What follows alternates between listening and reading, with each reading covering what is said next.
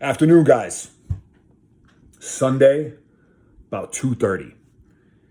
Just got back from the gym and walked into an empty house, which doesn't happen very often for me.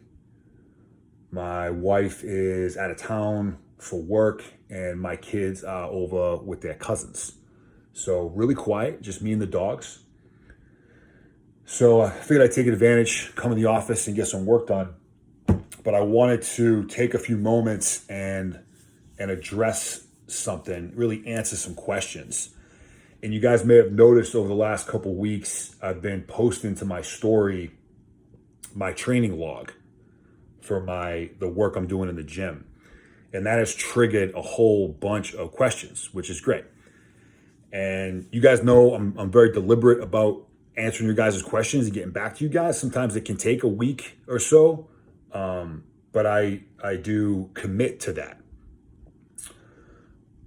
I figure that at a certain point when I'm getting the same question or similar question dozens of times, then at that point, maybe it's just in everyone's best interest if I just come on here and kind of address it to the masses. Chances are there's at least another person or persons out there that have the same question that just didn't, bother asking me. So, and it's all about fitness, training, nutrition, supplementation. So I've been thinking about how best to go about addressing this. And there's a lot of material there. There's a lot. And, I don't particularly think making a 4-hour video is the most beneficial, most efficient way to do this. So I'm going to kind of segment it out over time. By all means, keep asking questions. I'll kind of just keep a tally. I do have a schedule in place on the things that keep coming up most often to address those. So keep sending questions in, and I'll either answer them to you directly or I'll add that to an upcoming video along the same lines. Let's see. Okay, out of the gate, I am not a strength coach and I do not do online programming. All right, that is a service that I do not offer. I do not provide that. I have helped people in the past, family, friends. I'll continue to do so, but that is not a service I provide.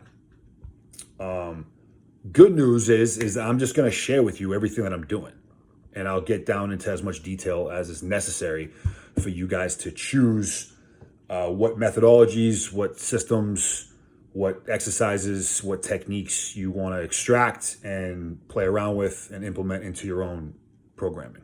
All right. And programming is what I'm going to focus on here today. All right, for a couple minutes. Last disclaimer. I got a lot of people out there that follow me that are interested in entering the military, interested in coming over to SF. If you fall in one of those categories, this program is not going to be optimal for you. All right.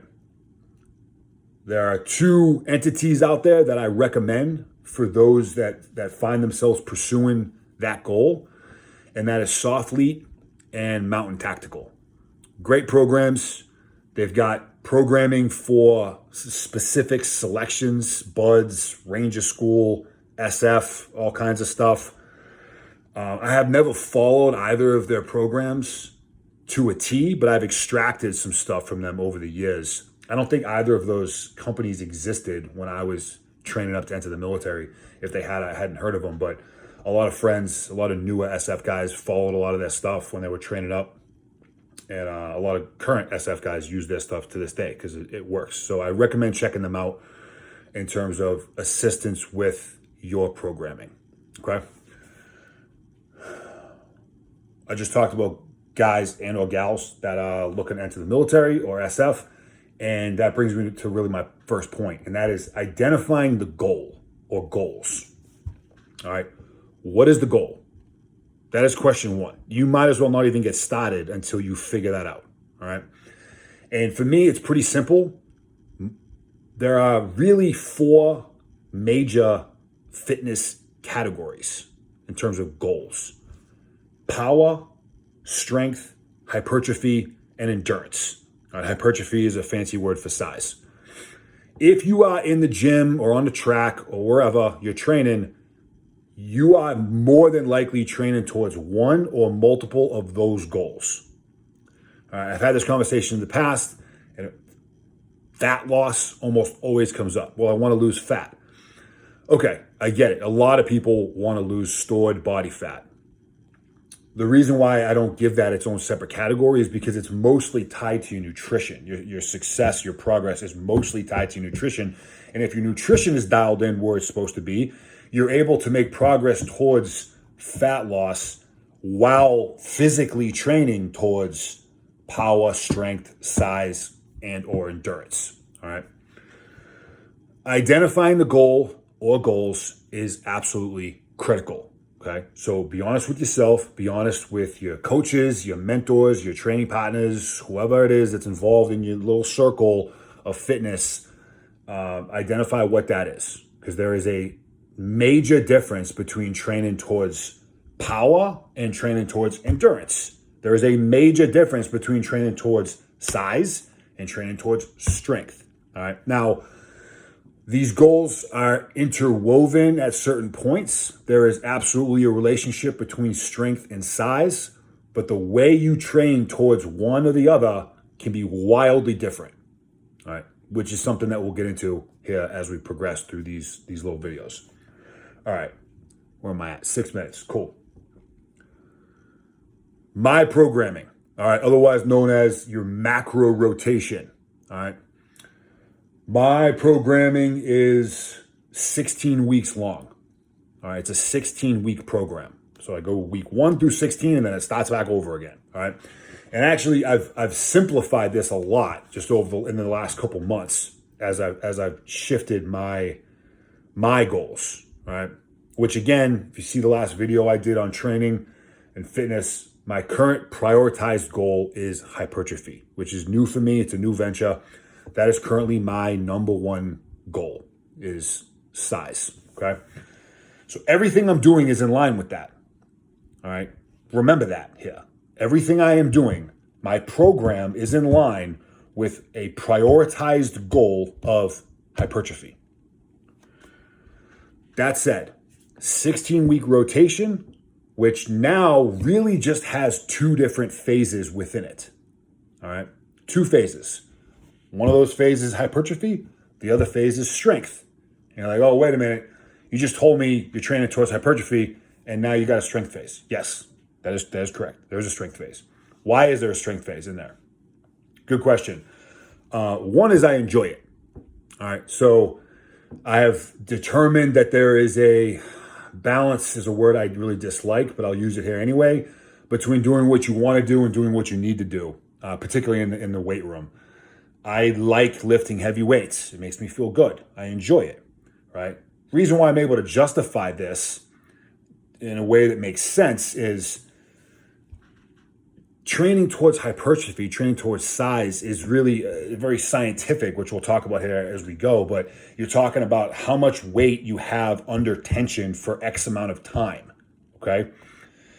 The higher the weight, the higher the load over that same formula, the bigger you're able to get, right? So yes, I'm training towards strength during a phase of this program, but it is in line with my overarching goal being size, because the stronger I am, the more weight I'm able to lift at the dictated repetitions and sets that I've determined is in my best interest to get bigger, okay? So strength phase, hypertrophy phase. Each one of those is 7 weeks long, all right? I also have a deload week every 4th week. All right, regardless of which phase I'm in. All right, so 3 weeks on, 1 week deload. 3, 1, 3, 1, repeat, and that's it. All right, so by the time I work myself through both phases, including the deloads, it's 16 weeks long, okay? All right, let's look at each phase in a little more in depth. Strength phase, which is 7 weeks long. Again, 3 on, 1 deload. Second 3 weeks, there's your 7, okay? You'll see right off the bat is my first lift, my primary lift is a compound lift, all right? Compound lift just means multiple joints are being engaged at the same time, right? A squat is a compound lift because it involves 3 joints that are moving: your hips, your knees, and your ankles. An isolated lift is a lift or an exercise that has 1 joint moving, like a bicep curl.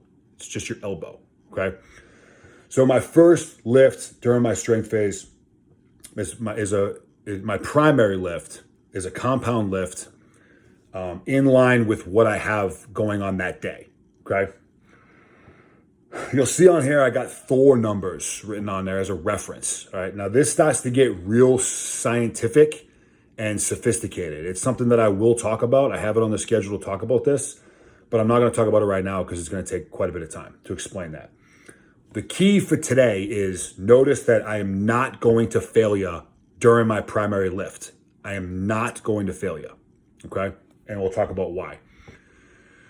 After my primary lift is done, then I move into my accessories, right? Accessory lifts, it really just any exercise that is in benefit to what that training day looks like, okay? Accessory lifts.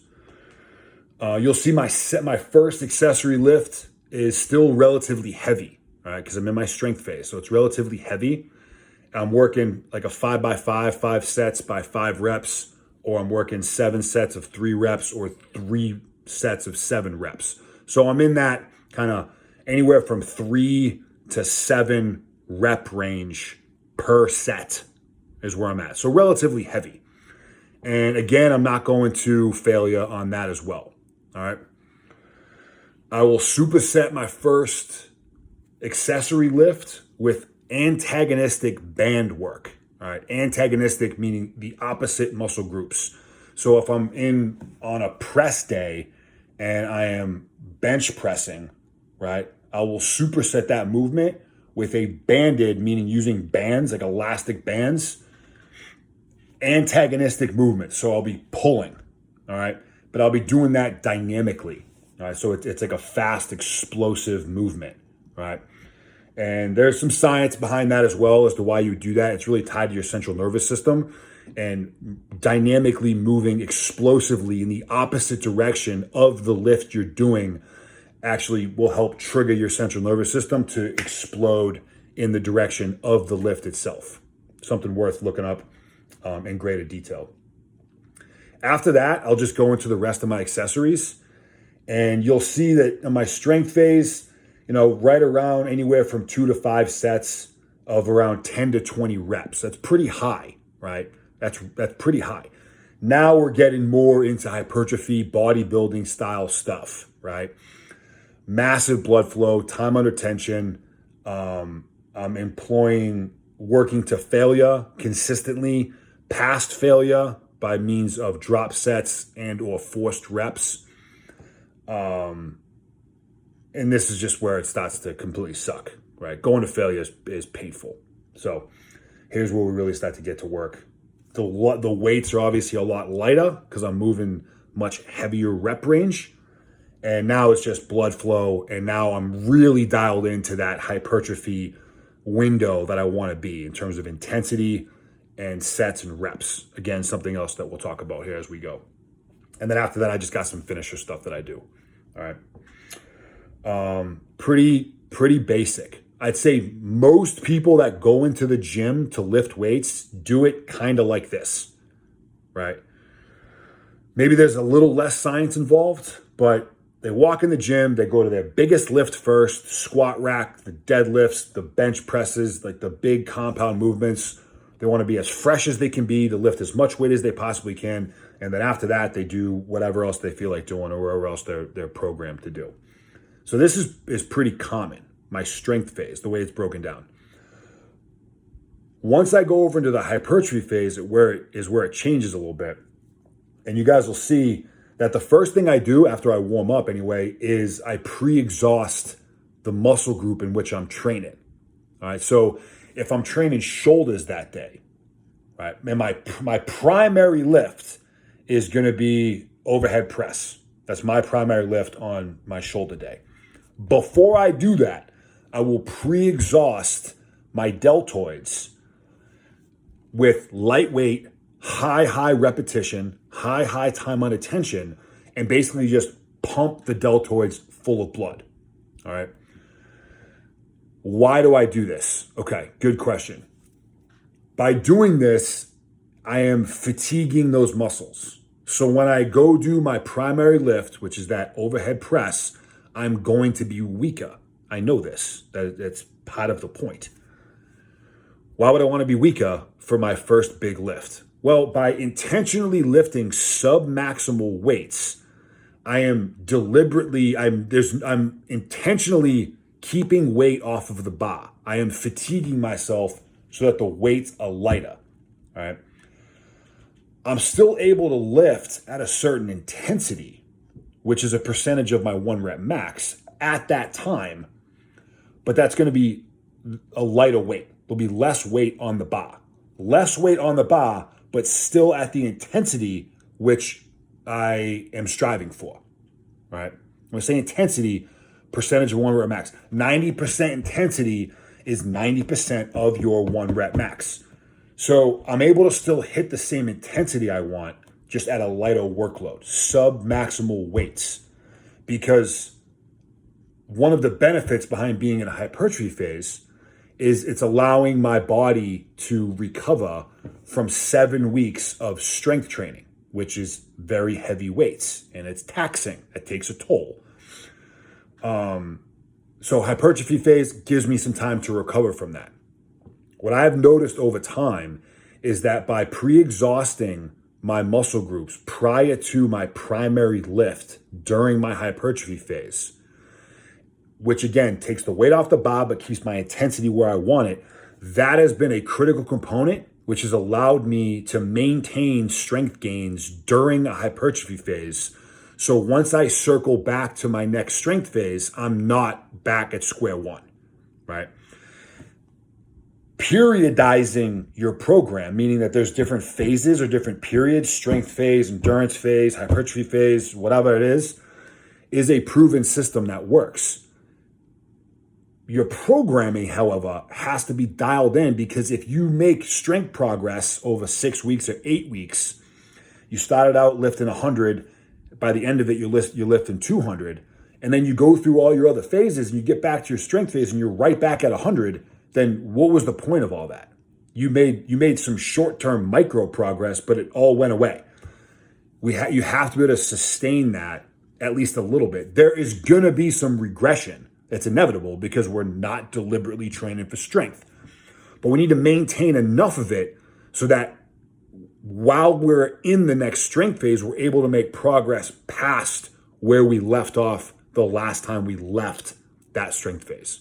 And I've noticed that by pre-exhausting the muscle groups prior to my primary lift, which keeps me at the intensity I want, has been a big piece of what has allowed me to do that. Again, still regression, but I'm able to catch back up a lot faster. And I give a lot of credit to that particular technique that's built in there. Something worth trying.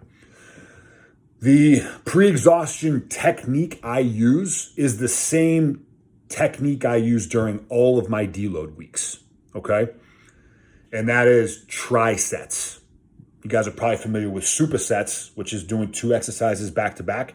Trisets is doing 3 exercises back to back. Sometimes referred to as monster sets. I think monster sets are technically anything where it's 3 exercises or more back to back to back is considered a monster set. Whatever. I use trisets. Again, this is for pre-exhaustion, and this is also for all of my deload weeks, where I'll pick 3 exercises. I typically go isolation, compound, isolation. That's the way I'll usually do it. Sometimes I'll go compound, isolation, compound, but it doesn't really matter. And each exercise I do for 1 minute. All right, so reps don't matter. I'm on the clock. So I'm just moving the weight for 1 minute. 1 minute, exercise A, drop the weights. 1 minute, exercise B, drop the weights. 1 minute, exercise C, drop the weights, and that's 1 round. I'll do that twice for the pre-exhaustion, and by the time I'm done with that, it sucks. All right, so if it's shoulder day, at that point my deltoids are already on fire. They're just burning. So once I go again into my overhead press for my first primary lift, I mean, I'm fatigued already, which is the point. All right. You'll see there again, Thor numbers. Also, key factor, hypertrophy phase. Lifting to failure, lifting past failure are key aspects of hypertrophy. All right. Key.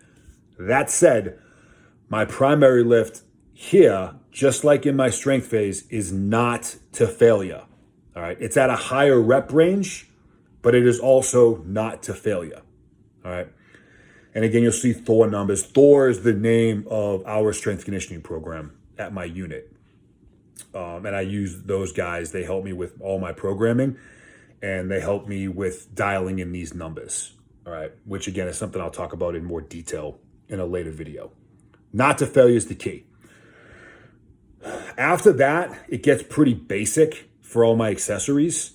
It's really just bodybuilding hell, where I'm doing anywhere from 3 to 6 sets of 8 to 12 reps, continuously going to failure, past failure, drop sets, forced reps, supersets. I mean, it's just clanging and banging, miserable, getting after it. That's really it. With the accessories, you'll see the difference between the two. In my strength phase, right, I'm lifting heavier weights for my primaries, and then I'm lifting lighter weights for my accessories, compared to my hypertrophy phase, where I'm lifting lighter weights on my primary and I'm lifting heavier weights on my accessories. And that's really just dictated by the set and rep scheme, more particularly the rep scheme. So my accessories on strength are higher. It's a higher rep range. Sometimes I'm messing around all the way up to 20 reps, right, per set. During my hypertrophy phase, those reps are lower, which allows me to pump up the weight a little higher. So basically, they're just inverted a little bit.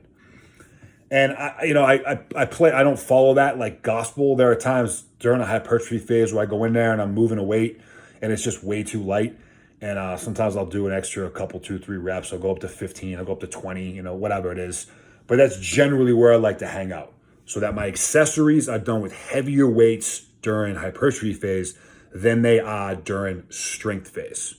Which again, the way I control that is just by desired rep range or desired reps per set. That's pretty much it. All right, in basic sense. Where am I at? 22 minutes? That's kind of a long video. See, I'm just talking macro rotation programming stuff. We'll be here all day.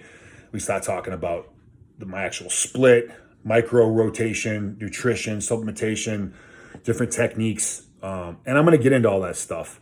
I just wanted to get the ball rolling here with you guys, let you guys know what I'm doing, what I'm working on here for you. Keep the questions coming in so I can adjust this schedule and make sure I'm getting after the things that you guys have in mind. All right. So I'll close here. Programming is absolutely critical. Okay. Identify the goal or goals. Do your homework on what it looks like to actually train towards that. All right. Macro and micro. Put together your program based off of that and then stick to it. You are not going to find the perfect program at any point because it doesn't exist. All right. I've been doing this for a really long time and I'm still learning and I'm still adjusting stuff. And I will do that forever because the perfect program does not exist. The more you learn, the less you know. And it's this vicious, sometimes annoying cycle of trial and error, learn something new, trial and error, and learning through failure. And well, that didn't work at all. Decide on what the program is, whatever it is. Decide on what the program is and stick to it for, I'd say, no less than 12 weeks at a minimum. 12 weeks. Give yourself those 3 months and follow it as consistently as humanly possible. Have a log, track what you're doing down to as much detail as you feel is appropriate. Be deliberate about what you're doing and stick to it. Even if you notice on week 2, or at least you think, man, this isn't working, stick to it. Stick to it. Keep data mining. Keep going, and keep tracking what's happening. So at the end of 12 weeks, You have 12 weeks worth of data that was followed as consistently as humanly possible. Now you can actually start making some legitimate, educated decisions on how you want to adjust and modify what you're doing. All right, and we'll talk about adjustments as well. That's also on the schedule. All right, so a quick look at, not so quick, but a look at what my current program looks like. Again, pretty simple. I'm going to attach this here to the back side of the video for you guys to reference, and keep the questions coming in, and let's keep the conversation going. All right, guys, we'll talk to you later.